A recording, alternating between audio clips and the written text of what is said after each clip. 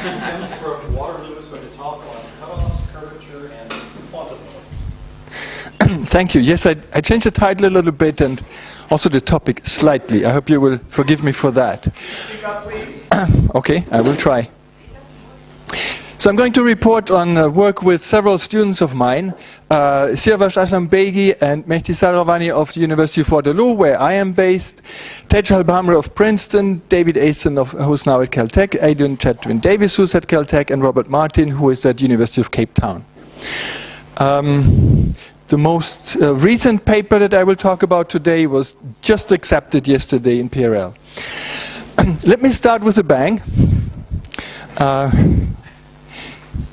The talk will be about this, more or less. So you all know what happens next. A huge sound will come out of this. And one of the questions that one may ask is, if you didn't see the scene, but you heard the sound, what could you tell about the bell? You could probably quickly tell how big it is, or how small it is. But before the advent of quantum mechanics and before general relativity, Hermann Weyl already asked the question, how much can this sound tell about the shape? And that founded the field of spectral geometry. How to get the geometry of something from its shape. From its sound, from the sound it makes when tapped. Now let us, this was in 1904, 1905, I think, that Hermann Weyl started that field. Now let us upgrade that question and modernize it. How much can quantum noise, the quantum fluctuations of a quantum field, it's a kind of noise, a kind of sound, how much can it tell us about the curvature of a space-time on which it lives? You see, when space-time is curved, this will affect the quantum noise of fields that live on it. So the question I'd like to ask is, how much does this quantum noise know about the curvature of space-time? Now, how could this possibly work out? Let us start with quantum field theory on flat space-time to keep things simple. I mean, the experts among you in that field will find this slide boring, but for others it might be interesting. So let us consider the Klein-Gordon equation there.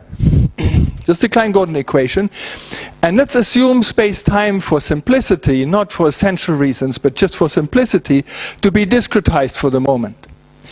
Then, also for the moment, drop that term. Let us assume it's not there, this term with the Laplacian. Then what does the Klein-Gordon equation become? Well, for every point in space, it now becomes the equation of a harmonic oscillator. So what we have is that at every point in space-time we have a harmonic oscillator. However, we do have this term in reality, and that term will couple those neighboring oscillators to another. If you think of space-time as being discretized, this Laplacian becomes a finite difference operator, and therefore we have coupled harmonic oscillators. Now, the ground state of a system of coupled harmonic oscillators is, of course, an entangled state. Therefore, a quantum field is entangled even in its vacuum state. The quantum fluctuations at this location therefore be correlated with the quantum fluctuations at a nearby location. They will even be correlated to some extent to quantum fluctuations far away. There is short-range entanglement. It actually ranges arbitrarily far, but it decays pretty quickly. We can measure this entanglement in many ways, but one way that it expresses itself is, for example, in a two-point function, which simply quantifies the correlations between the fluctuations of different points. A few remarks, what that can be used for. Well, the fact that this entanglement is short range leads directly to the area laws, the famous area laws that for entanglement in the vacuum, and that's because if you slice through a region of space-time, then you pick up entanglement entropy from where you slice, but not so much from outside, and that leads to the area law. The area of the cut. And that, of course, has connections to holography. On the other hand, what this also means is that you can harvest entanglement from the vacuum. You can even farm entanglement. You can repeatedly harvest entanglement from the vacuum. And you can use this for all sorts of purposes, such as quantum computing, in principle. But also, you can use this to do a procedure that is called quantum collect calling, where you can send information without sending energy. In fact, the recipient has to spend energy to receive the information. And then there's the phenomenon of quantum energy teleportation, also based on this structure, which holds that you can make a measurement here, send information about it over there, then somebody can use that information to draw in energy out of the vacuum, basically because the system has become rigged now. You can predict the next quantum fluctuation because it was entangled with where you did your measurement. Now, I have papers on all these subjects, but I don't want to talk about this today. It's fascinating stuff. All of these are, of course, fields on their own.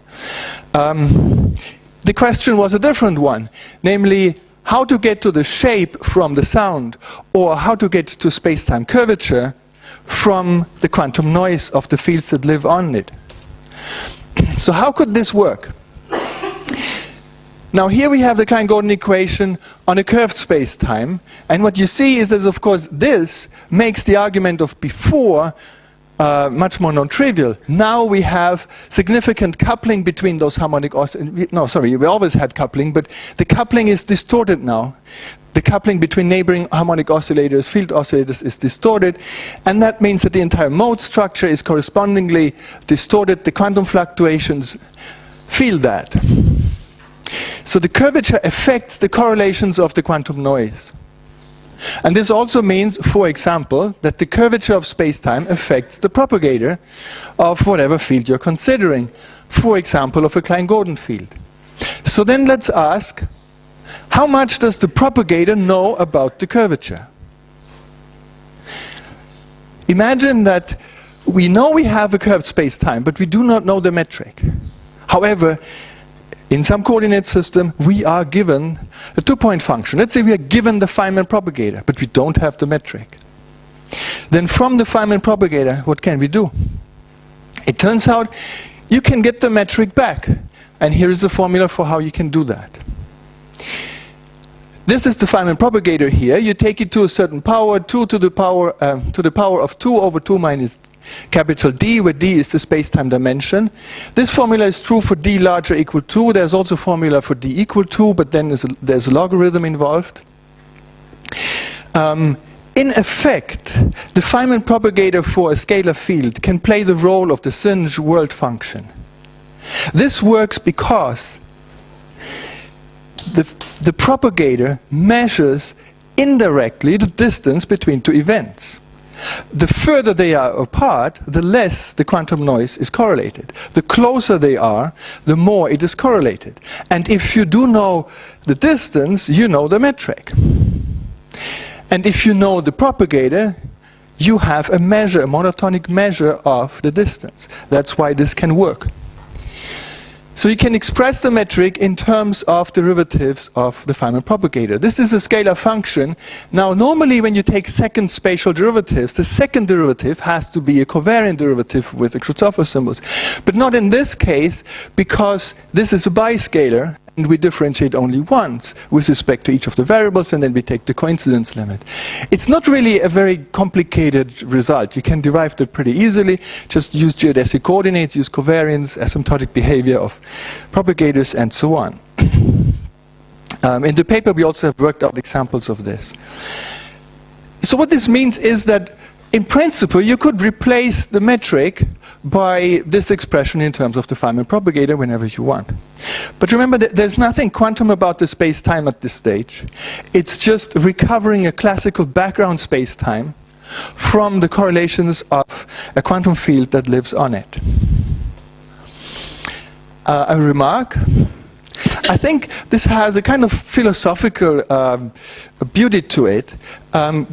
Let's consider that Einstein built relativity very carefully, matching the mathematics that he developed to actual physical experiments that boil down to having normalized rods and clocks that are synchronized in particular ways. And ultimately, he always made sure that there's a map between rods and clocks on one hand and the mathematics on the other hand.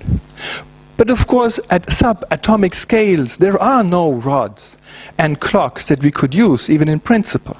Nevertheless, we like to imagine them to be there, but there aren't any. And what this little calculation that I just showed demonstrates is that you can replace clocks and rods. Instead of measuring the space-time using clocks and rods, what you can do is you can use the quantum fluctuations of a field. And then by keeping track of how correlated they are, you get the distances. And if you have the distances, you have the metric. Another remark is this, which leads us into yet another direction, but I think it's an interesting remark. Let us get back to the question that Hermann Weyl asked more than 100 years ago. Can you tell the shape of a bell from its sound? And in this case, it would be, can we get the curvature of space-time, can we get the metric of space-time, not from the propagator, but instead just from the spectrum of the quantum noise. The propagator has much more information in the spectrum. Could that be sufficient? Well, it turns out that in certain circumstances, yes. If the signature is Euclidean, then we can do it. However, the spectrum of the quantum noise of a scalar field will not be sufficient. What you need in this case is the spectrum of both scalar fields, the spectrum of the quantum noise of vector fields, and of covariant symmetric two-tensor fields. If you have those, then you can reconstruct the space-time metric in infinitesimal steps. This is a larger field, and there are several papers on this, but let me just give you the gist of it. This field is an old field. Spectral geometry is more than 100 years old, and a lot of results are known in there. However, it used to be stuck in some sense, in that some positive results were known about manifolds of low dimension and just negative curvature, for example. On the other hand, counterexamples were also known in high dimensions. But mathematicians have this habit of either proving or disproving things.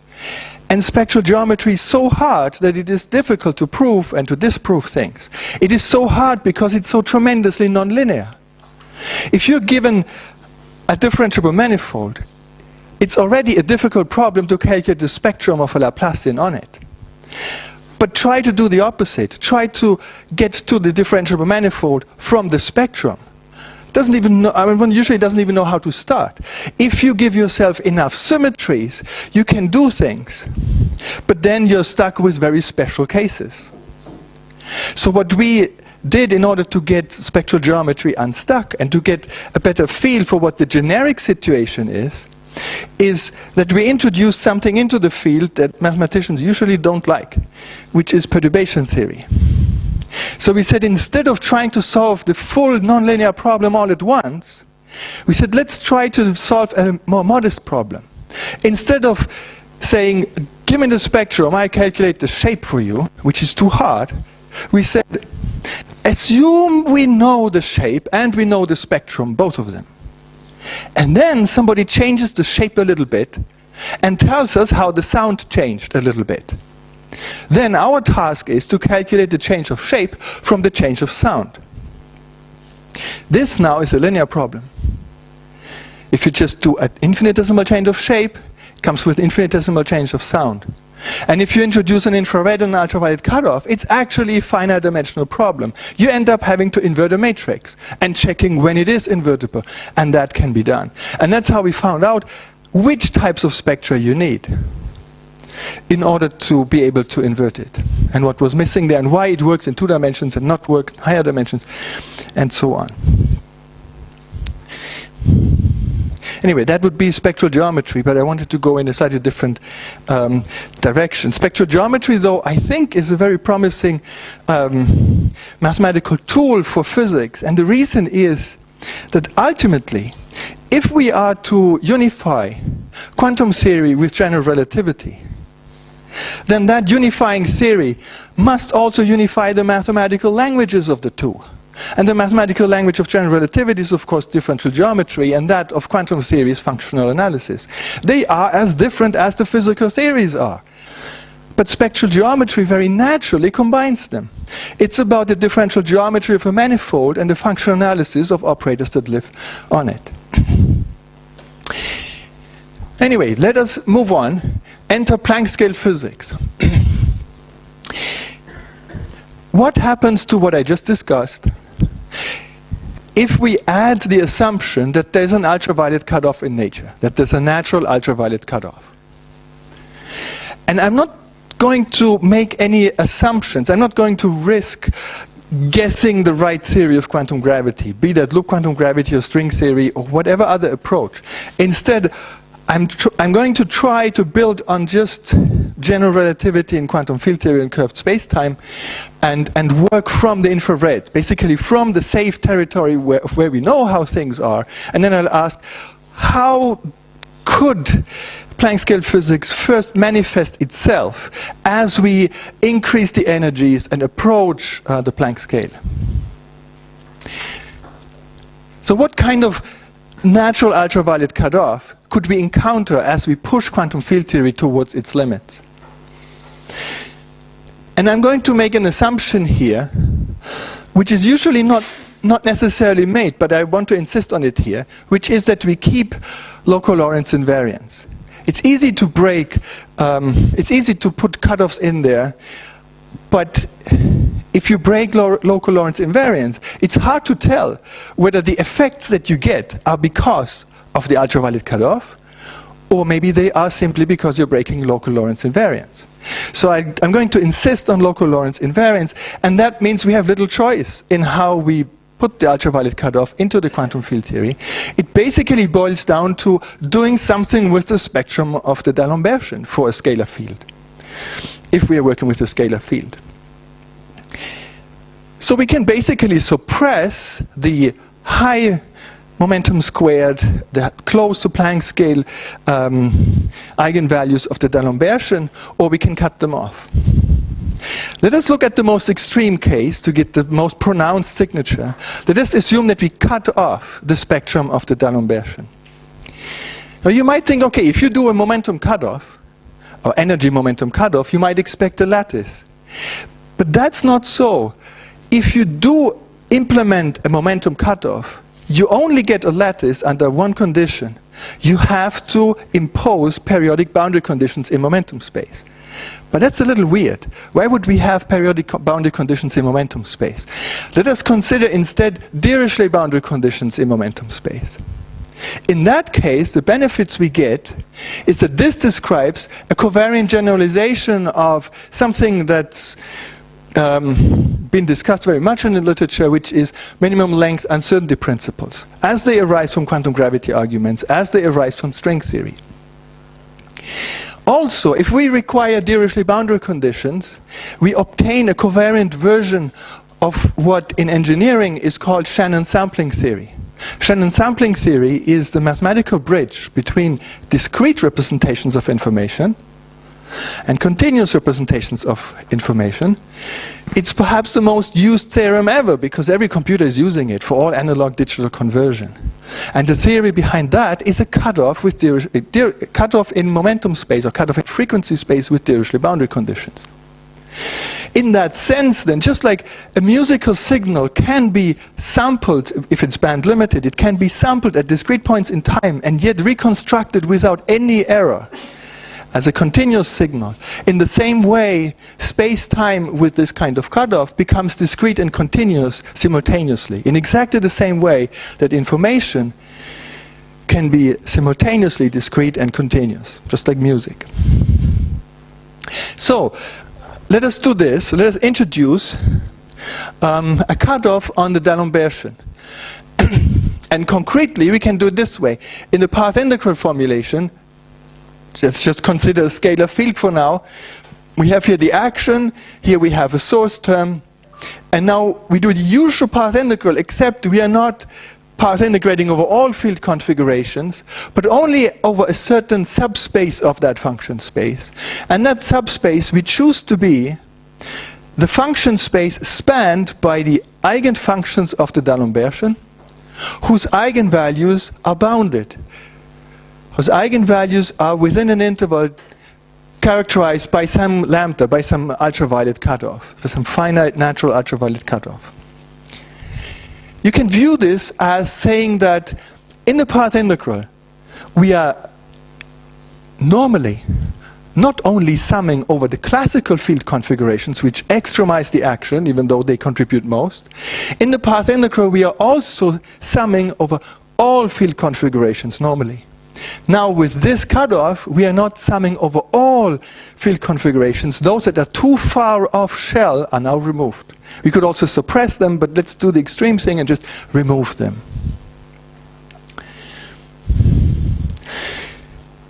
So the first thing we did then is we applied that cutoff to the calculation of the metric from the Feynman propagator.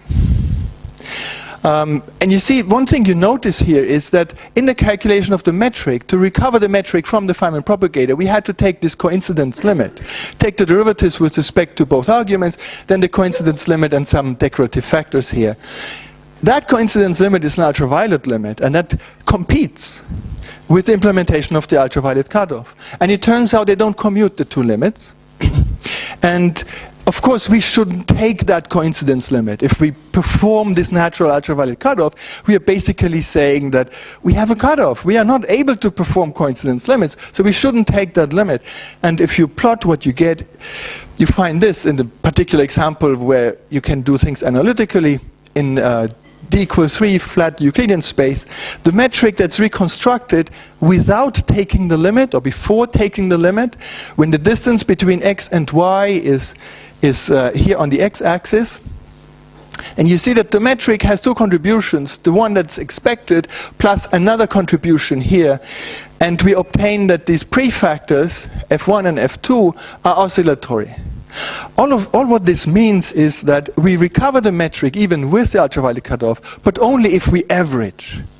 If we smear, if we take into account that we can't really resolve to arbitrary accuracy. The oscillations themselves can easily be understood. Basically, if you don't take the coincidence limit, but you're this far apart, x and y, then you can ask, how often does the Planck length fit in there?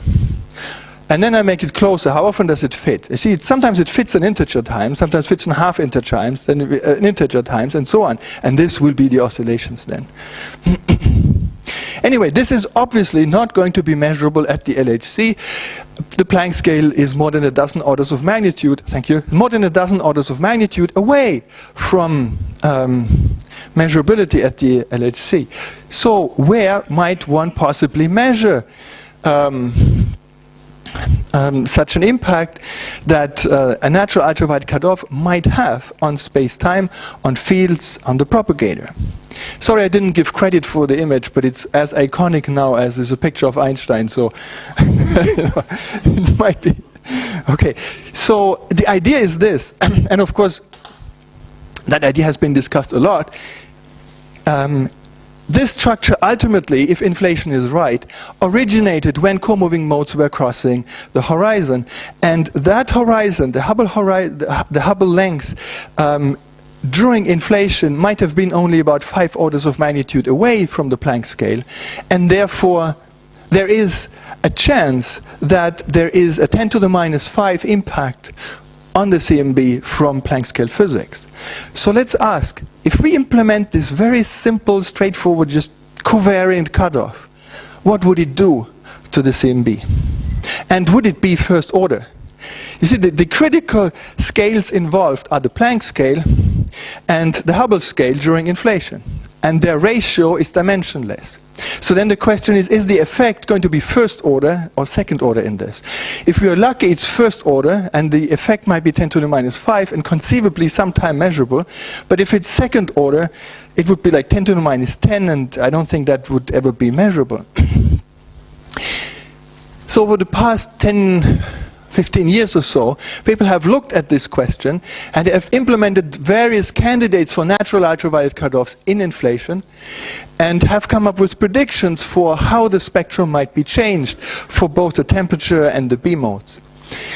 Unfortunately, no agreement has been reached on this question, which is perhaps also not surprising because different ultraviolet cutoffs have been tried. But also no agreement has been reached on whether the effect is first order or second order in the ratio of Planck over Hubble length. So it could be an effect of the order of 10 to the minus 5 or 10 to the minus 10. So the challenge has been to calculate these predictions without breaking local Lorentz invariance. After all, if we do break local Lorentz invariance, the effect we see might be just because of the breaking and not because of the ultraviolet cutoff. So we wanted a clean situation and kept local Lorentz invariance in the way that I just indicated with cutting off the field configurations in the path integral. And our paper was just yesterday accepted. That's why I changed it. The talk a little bit, just to celebrate that paper a little bit. And that paper was with Aidan Chatwin Davis and Rob Martin of Caltech and University of Cape Town. What we found is that, again, there are oscillations. So if we have power law inflation, for example, that's the only doable case, then the relative change in the tensor spectrum, but it would be very similar for scalars, would be given by a curve like that. Now, never mind the details. The key point here is, thank you, the key point I want to convey is that it's first order. So what we found is that these oscillations that will be imprinted on the inflationary predictions for the spectrum are going to be first order in amplitude, first order in the ratio of Planck over Hubble length, and therefore maybe 10 to the minus 5, maybe in the far future we might be able to measure such a thing. So last slide, the conclusions. First we asked, does the quantum noise of a field living on space-time know all about the space-time curvature? Yes, it does. It knows all about it. It just, even from the scalar field free propagator, you can recover the metric. And in the Euclidean signature case, a certain collection of spectra alone would also do it. But also, we found that the propagator tells us more. The propagator tells us not just, it doesn't just allow us to recover the metric, but also if we put an ultraviolet cutoff and then implement that in inflation, then the propagator which is used, the two-point function is used to calculate the actual CMB spectrum or the seeds for the CMB spectrum. So the propagator also has the ability, conceivably, to indicate to us experimentally the onset of Planck scale physics. 10 to the minus 5 away from it. Thank you very much.